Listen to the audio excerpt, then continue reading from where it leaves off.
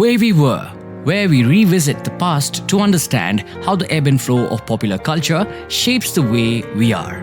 Only on The Podcaster. Hi, and a very, very warm welcome to The Way We Were. This is Reema. And I thought it would be interesting to put things in perspective at the end of 2023 and just figure out exactly where we are. I feel it wouldn't be an exaggeration to say that 2023 was the year of Shah Rukh Khan.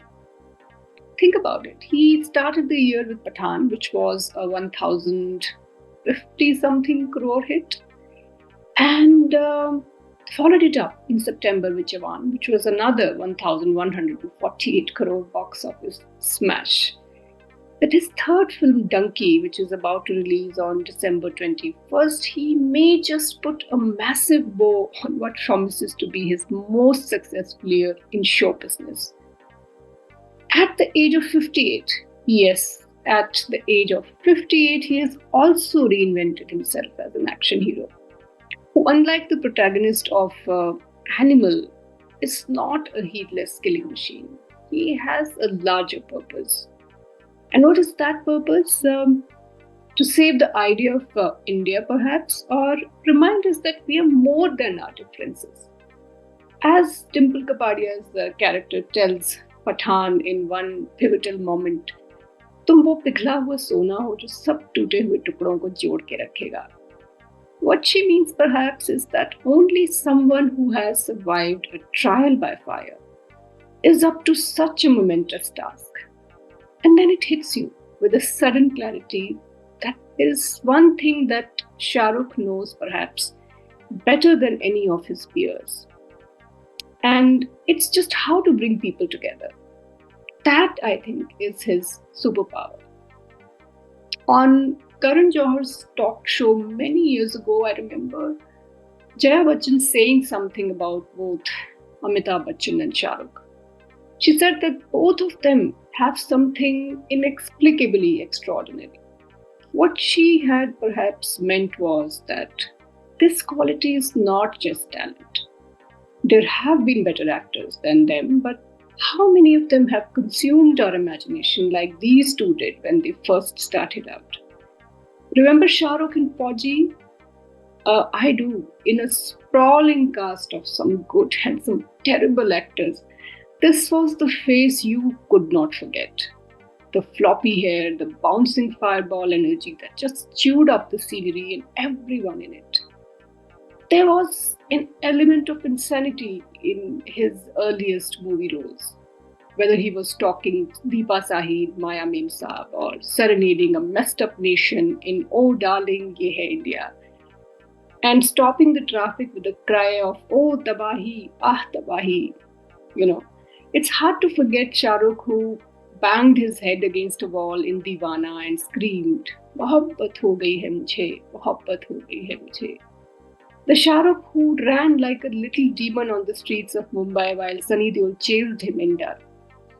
And the climax where he had really broken his shoulder and channeled that agony, that pain to let out a lacerating scream that was part longing, part pain, and part rage. That face of his, it's still painted in gaudy colors on the back panels of auto rickshaws. He was almost manic in his hunger to show us that he meant business, and by God, he was here to stay, and he did. It was in Dilwale Dulhaniya Le Jayenge, I think, that this energy began to be domesticated in the interest of a wider connect with the audience. From a raw rebel straining against convention, Shah Rukh became the upholder of tradition, the good son, the committed lover. And then in the films that followed, he became a doting husband, caring father. Many years ago, while writing about him, I mentioned that the fire we first fell in love with, in Shah Rukh, had perhaps been doused out of existence. Because instead of the grungy, sweaty, darkly enticing stranger dressed in ill-fitting jackets and scruffy shirts. He had now become the endorser of brands. And so this is what I wrote. Both Bachchan and Shah Rukh began their careers wanting to be acknowledged as actors, as bona fide players in an industry full of has-beens and would-have-beens. They wanted to be unforgettable, indelible. They wanted us to love them, lust for them, mourn them, root for them. They wanted us to pause, catch a breath and look at them and then never look away. Well, we kept our side of the bargain. They still are compulsively watchable, but the edges seem to have worn off and have been rounded off. They are now savvy businessmen running empires, and they are brand ambassadors who can sell anything under the sun. The mad gleam in SRK's eyes that promised us hell and heaven has now been conquered by market forces. He is no longer a visibly hungry actor. He is a commodity up for consumption. In trying to appeal to award juries and critics and audiences around the world, his directors are confusedly casting him in roles where he's either over-stylized and overconfident or diluted and watered down. As you can see, I was wrong. I was utterly, completely wrong. Because right from the first time he says Zinda hai in his introduction scene in Pathaan with his blood-streaked face crisscrossed by shadows, you know he can never be summed up by any of us. And that he's not saying this line to just critics and foes who have routinely written him off, but to forces that have tried to bring him down to his knees in the last few years. Jaya Bachchan was perhaps right that he is inexplicable and possibly has something that none of us can conquer with our opinions, douse with our hate, or shrug at with our indifference or ignore. Even when he is in excruciating pain, being targeted unfairly, watching his son being hauled off to jail and quietly watching the toxic ecosystem painting him as an anti-national or just a Muslim who must be shown his place, he just stays quiet and doesn't really let you see what exactly he's going through. I remember last year when he went to pay his respects at Lata Mangeshkar's funeral, a systematic network of trolls began sharing a clip accusing him of spitting on the late singer's body. He didn't say a word. Not then, not when his son was put behind bars and accused of being part of an international drug cartel. Not when fake videos of an Aryan Khan lookalike were circulated to show that he was unsanskari enough to be in public.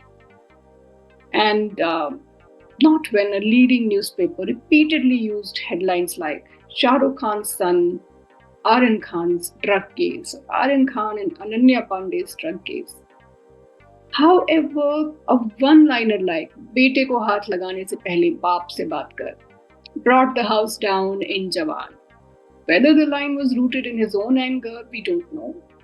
But as the film critics said after the release of Pathaan, and I quote, "They messed with the wrong superstar." They did. Because SRK is not his religion, and the kind of emotional connection he has forged with millions of people across the world cannot be messed around with. It is something, as Jaya Bachchan hinted, you cannot put a finger on.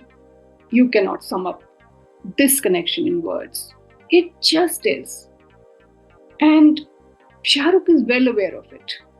That is why he took on the beaters without a trace of aggression in Kolkata before Pathaan's release and said, "मैं और आप सब लोग जो positive हैं, जिंदा हैं." And as it turns out, he was right.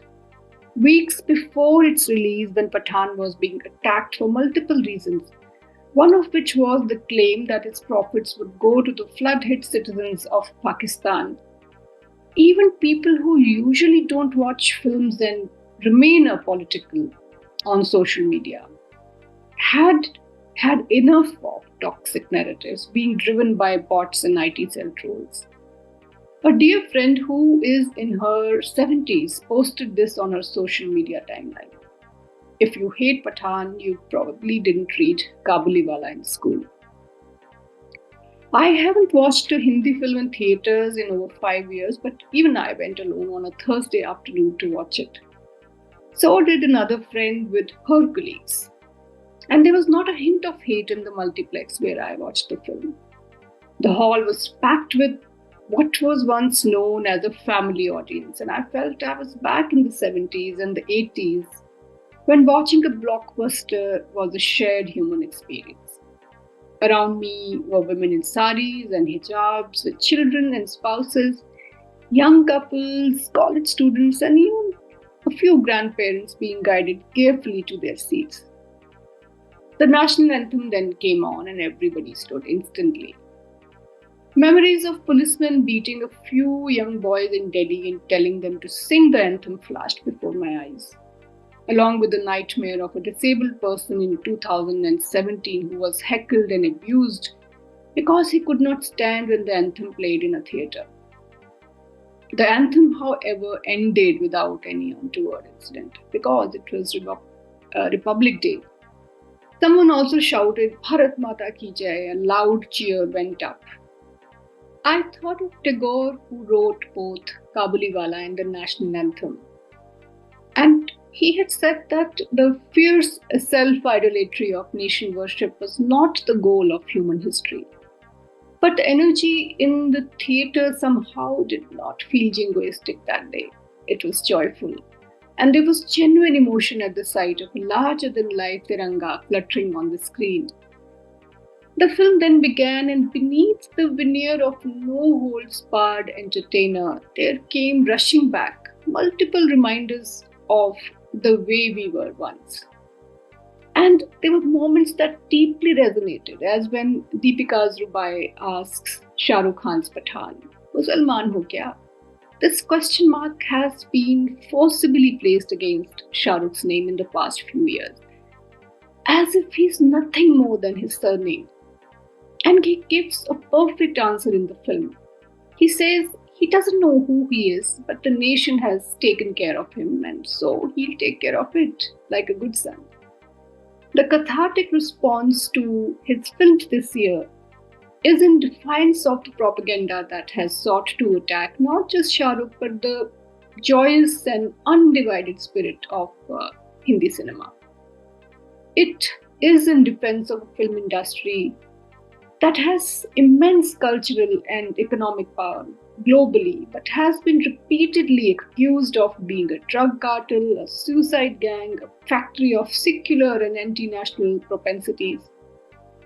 Its baiters need no proof to suggest that Deepika Padukone is a Muslim and actually working for the ISI, and that Shah Rukh's father was not a freedom fighter, and that Amir Khan's covert mission is to undermine Hinduism.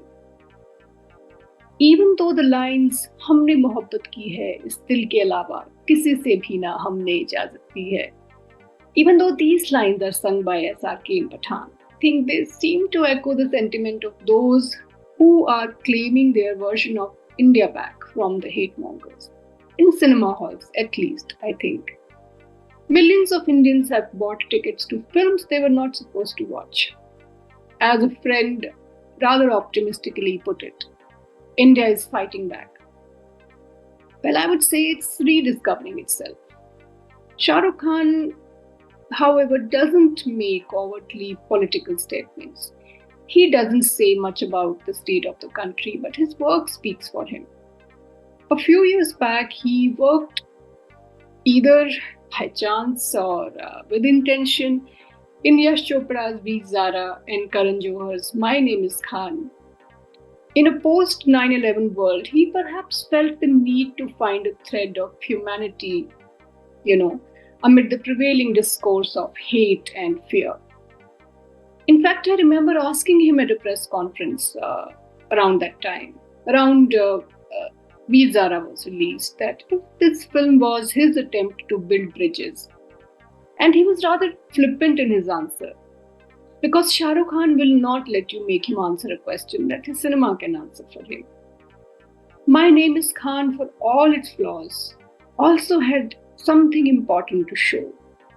A man so driven by the need to find and display humanity that what people think of him or his religion melts into insignificance. And there was that love story between a Hindu woman and a Muslim man, and it was radical then and even more so now. A story that Shah Rukh has lived and not just narrated. In Chak De 2, he was not a majoritarian male endorsing the agenda of those in power. He was a man hounded because of his faith. This was also the film where Khan possibly was addressing his Muslim identity in a nation, becoming increasingly obsessed with Pakistan and toxic nationalism. Race too, if you remember, for all its moral ambiguity, had one thing sorted. Its bootlegger turned messiah was a profiteer but not a writer. In one scene, he addresses the tragic, politicized polarization of communities by opening langars in 4 mahallas after a spate of riots and says, "When I didn't discriminate between religions while doing business, why would I do it now?" And the singularly most memorable line in the entire film comes when he says, "मैं धंधा करता हूँ पर धर्म का धंधा नहीं करता." And this is what sets Shah Rukh apart from many of his peers who have conveniently climbed on to the bandwagon of opportunism.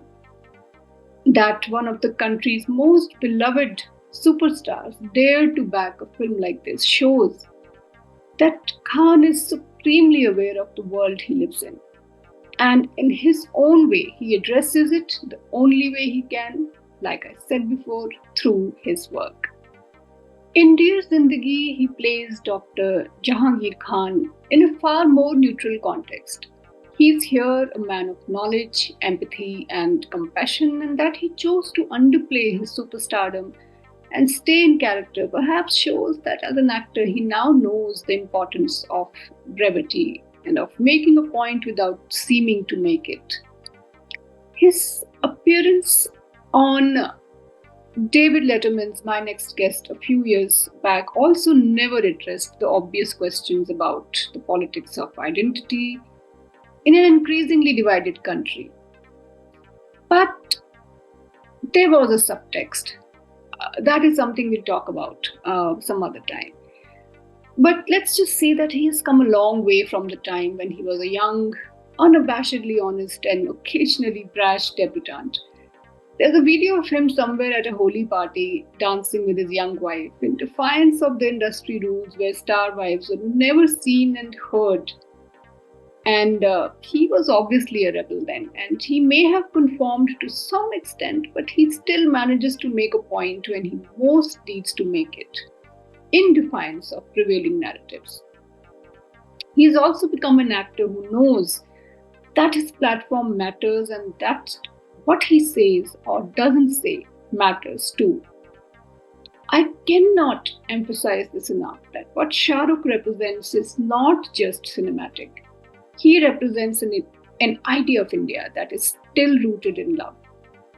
An India that is like an unfolding screenplay, full of heartbreak and the loss of innocence and flaws, but hopeful ultimately of finding a thread of cohesion and its own joyful ever after.